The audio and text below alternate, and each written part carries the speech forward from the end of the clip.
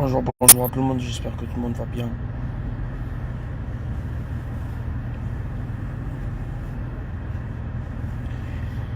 Alors, je pense que tout le monde est au courant un peu de ce qui se passe en Tunisie. Et non seulement en 2023 c'est une catastrophe, mais aussi c'est quelque chose d'incompréhensible. Nous sommes dans notre groupe avec nos bénévoles tunisiens en ce moment, depuis 2 jours, on est en train de discuter. À peine on arrive à dormir de toute façon. Mais je fais ce direct pour m'adresser un peu au président de la Tunisie et surtout aux Tunisiens qui vivent paisiblement un peu partout dans le monde, parce que je ne veux pas dire que c'est juste en Côte d'Ivoire. Je pense que vous êtes accueillis un peu partout, vous êtes à l'aise un peu partout. Je pense que c'est à vous de dire la vérité à votre président. Aziz Olivier, je vais te bloquer parce que je ne suis pas là aujourd'hui pour... tu as des difficultés à titre personnel, alors que toute une population a des difficultés en ce moment en Tunisie là-bas. Je voudrais demander au président de la Tunisie, et que mon moment arrive et qu'il soit jugé comme il est jugé, j'ai pas de souci avec ça. J'espère qu'après votre décision ou votre sortie, je pense, ou votre loi que vous avez votée,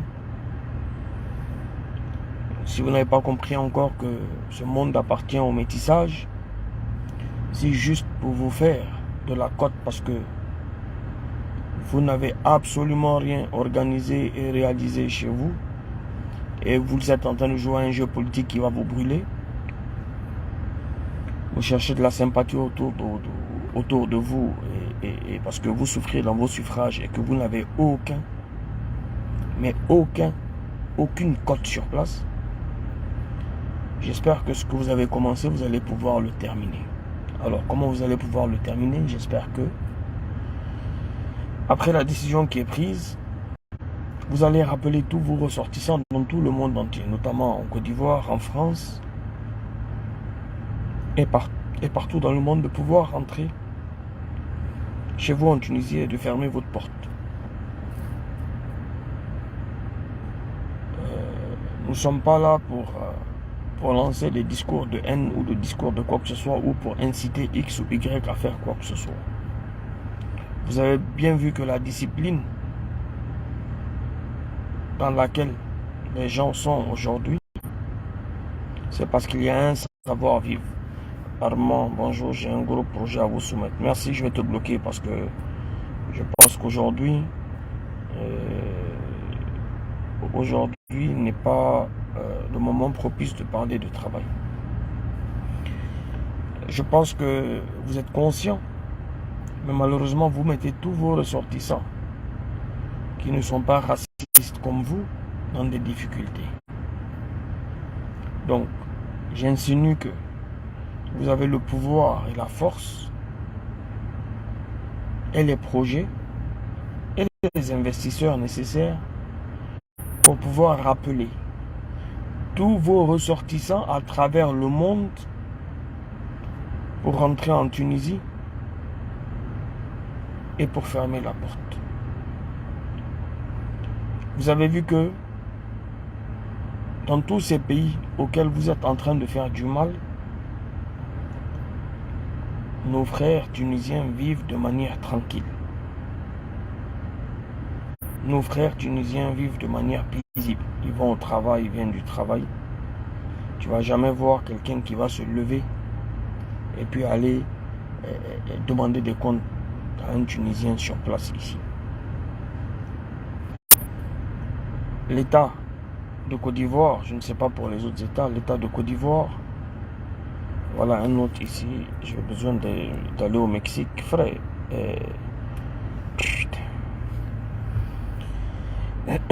L'État de Côte d'Ivoire, à la plus haute instance, c'est-à-dire, je voudrais déjà saluer et puis remercier toujours son Excellence, Monsieur le Président de la République, Monsieur Alassane Ouattara, tous ces ministres qui sont en train de suivre le dossier.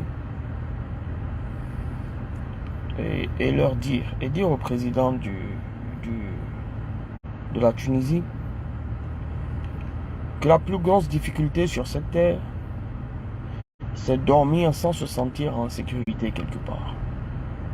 La sécurité, nous l'offrons ici. Et partout d'ailleurs où il y a le peuple tunisien ou des ressortissants tunisiens. Je voudrais m'adresser à l'Union européenne.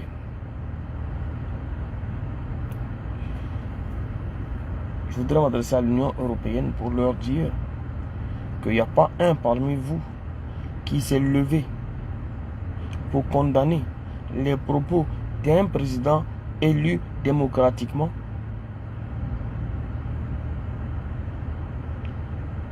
Il parle d'un pays arabe. Donc il faut trouver une solution, frère, de soulever la Tunisie. Il faut soulever la Tunisie et puis il faut aller vers peut-être l'Arabie Saoudite. Parce que l'Arabie Saoudite, le Koweït, les Émirats Arabes Unis sont dans une parcelle de terre qu'on appelle l'Arabie. C'est là-bas. Les frontières des continents, c'est ni toi, ni tes parents qui les ont définies. Et jusqu'à preuve du contraire, vous jouez la Coupe d'Afrique. D'ailleurs, après vos propos qui n'ont aucun sens et qui sont de l'âge de Néandertal, je pense que la CAF doit vous interdire de jouer la Coupe d'Afrique. J'espère pour vous que vous n'allez pas jouer la Coupe d'Afrique. J'espère, je ne sais pas, est-ce que vous êtes qualifié pour la Coupe d'Afrique en Côte d'Ivoire ici, qui va se tenir en Côte d'Ivoire ici. En tout cas, je souhaite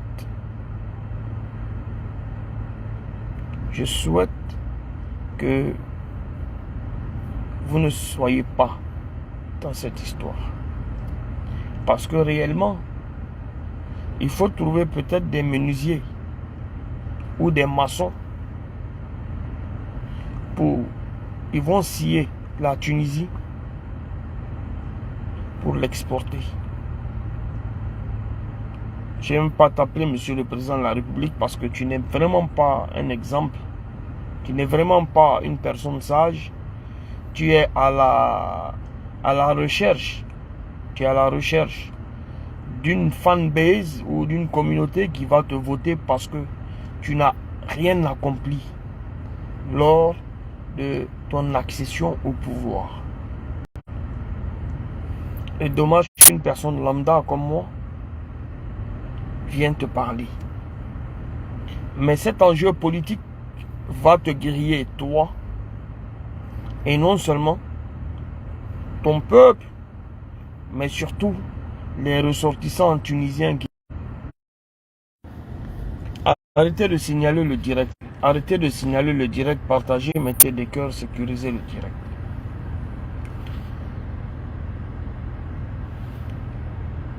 Tu es en train de rechercher une bouée de sauvetage pour sauver ta tête. Parce que tu es nul, tu n'as rien pu faire et tu n'as rien pu démontrer. Mais tu es en train de te brûler, de t'auto-brûler, mais surtout de brûler tous les gens qui t'entourent. Tous les gens, tous les Tunisiens qui vivent dans les autres pays, qui sont intégrés. Voilà encore, ça signale. Donc vous êtes en train de brûler tout le monde. Et j'espère que vous avez l'intelligence, de mettre fin à ce qui est en train de se passer aujourd'hui en Tunisie. Parce que ça continue comme ça. Si ça continue comme ça, encore 48 heures. Si ça continue comme ça, encore 48 heures. vieux, tu ne vas pas supporter. Tu ne vas pas supporter les conséquences de ce que tu as pris comme décision. Parce que ce qu'on voit,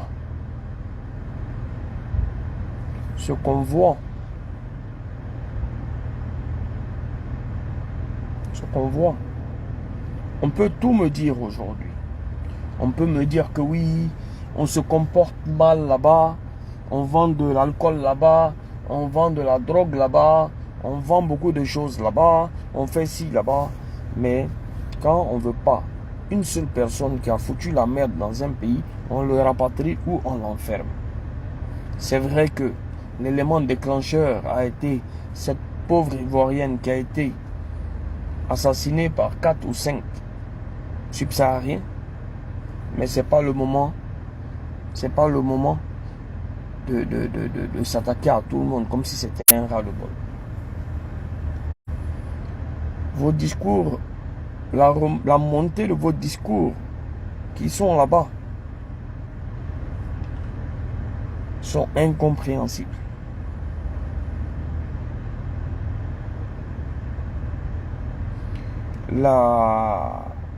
L'OIM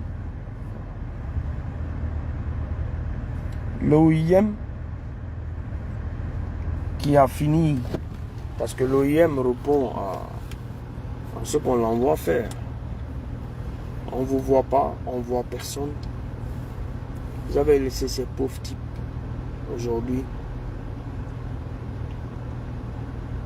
Nous avons même des bénévoles qui sont en danger, avec qui depuis 2 jours on est en train de travailler pour pouvoir essayer de les mettre en sécurité.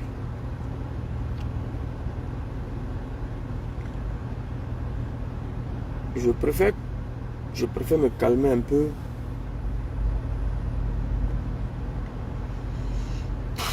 pour ne pas qu'on m'attribue des discours haineux ou des discours pathétiques.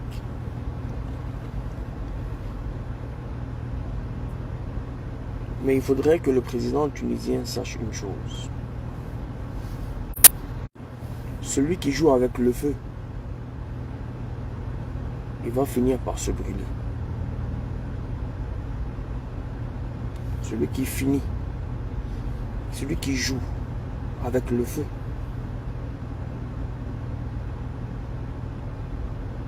il va finir par se brûler.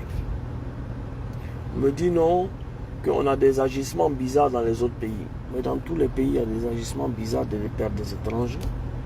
Ici en Côte d'Ivoire, il y a des Libanais qui agissent mal. Mais pas loin que l'autre fois là. C'est pas un policier, c'est pas un Tunisien qui a giflé un policier ici. C'est pas un Tunisien qui a giflé un policier.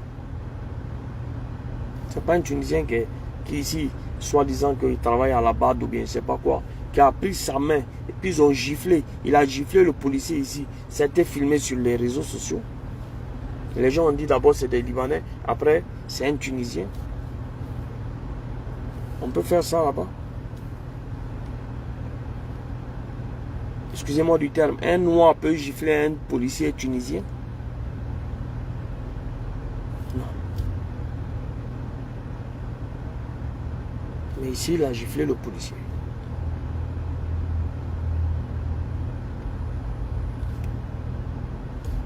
Vous avez vu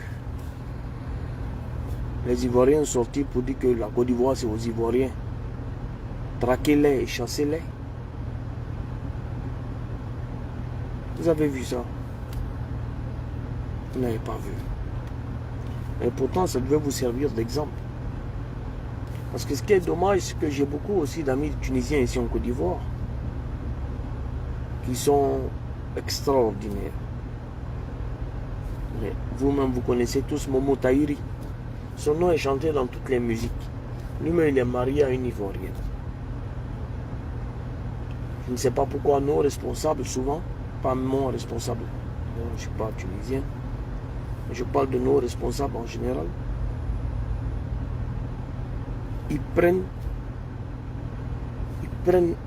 ils s'en foutent complètement de ce que leurs ressortissants ou leur peuple peut ressentir. Frère, tu n'as rien dans ton pays, frère.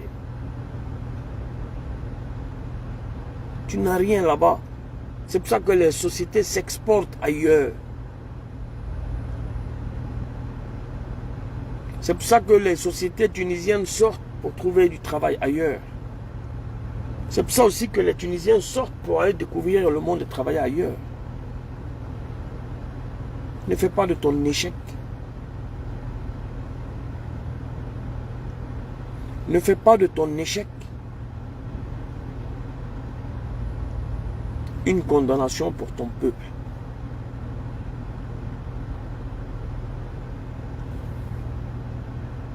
Nous, on n'est pas ici dans l'incitation à la haine. Mais tout ce que je vais te demander pour que mon cœur soit tranquille, je voudrais demander au président de la République, son Excellence M. Alassane Ouattara, ou à son frère qui est, ou bien à la ministre Kandia Kamara, ou à son frère Teni Ibrahima, de convoquer l'ambassadeur de Tunisie en Côte d'Ivoire pour lui dire 2 mots aussi. Zoumana Ismaël Koulibaly, moi les discours de haine sur ma page, malheureusement, je ne peux pas les accepter, donc je suis obligé de te bloquer. Nous sommes dans un débat développé, assez réfléchi, assez mature.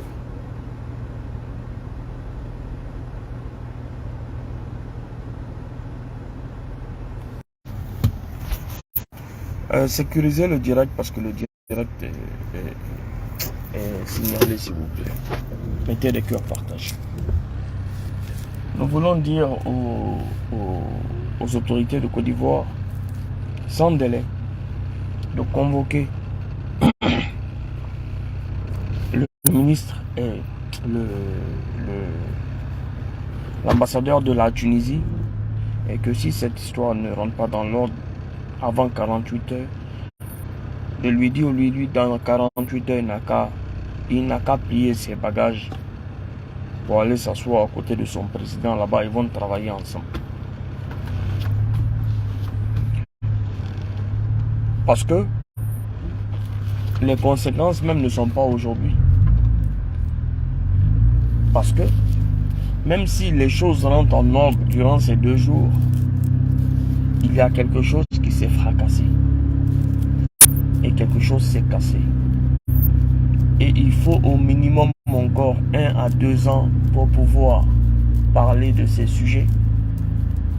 Et pour pouvoir recoller une relation de confiance entre les Africains noirs et les Tunisiens. Monsieur le président de la République, son Excellence M. Alassane Ouattara, merci pour tout ce que tu fais pour la Côte d'Ivoire. Mais nous te demandons juste une faveur. Appelez cet ambassadeur de Tunisie ici en Côte d'Ivoire. Appelez-le ici en Côte d'Ivoire. Et puis qu'il rejoigne son président. Parce que nous ne sommes pas seulement un cas isolé. Parce que même au Liban, il y a eu des sévices des fois sur... c'est des cas isolés. Partout dans le monde, il y a des cas isolés. C'est pas tout le monde qui n'est pas raciste, mais c'est pas tout le monde qui est raciste. Il y a des cas isolés, c'est-à-dire, c'est quelques personnes des fois qui ont des sales comportements envers une autre nationalité ou une autre couleur de peau. Mais ce qui est en train de se passer aujourd'hui en Tunisie, c'est un mouvement de foule, ce qu'on appelle chez nous ici là, le Gboni. C'est-à-dire que nous sommes plus face, nous ne faisons plus face à un cas isolé. Nous sommes en train de faire face à tout un peuple, à toute une opinion. Il y a plusieurs façons de réguler une situation. Si vous avez dit que les gens vendent des produits stupéfiants, mais vous avez des services de renseignement, vous avez la police, vous allez prendre ces gens pour les mettre en prison. Si vous dites qu'il y a des gens qui n'ont pas de documentation, vous allez les prendre pour les mettre en prison.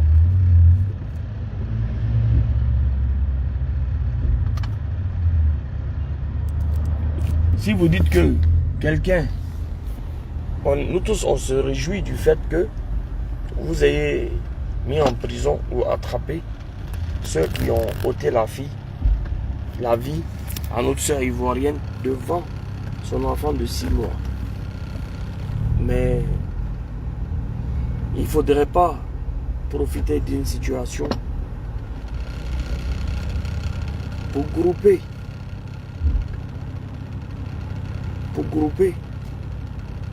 Comme si vous n'avez pas de... Comme si vous êtes autosuffisant, ou bien vous n'avez pas de ressortissants dans d'autres pays. Parce que je ne pense pas que les ressortissants tunisiens qui sont dans les autres pays soient contents de ce que vous êtes en train de faire. Je ne pense pas. Qu'ils s'inscrivent dans la même mentalité que vous. Mais si vous continuez et qu'en Côte d'Ivoire, au Cameroun, dans les pays africains, et même dans les pays arabes, parce qu'il y a beaucoup de pays arabes avec qui on cause ces temps-ci qui ne sont pas contents du tout,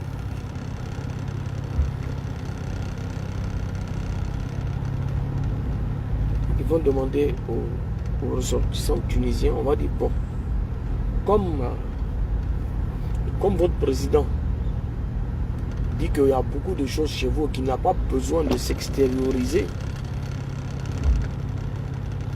mais allez-y l'aider là-bas. Vous rentrez tous en Tunisie et puis vous fermez la porte derrière vous.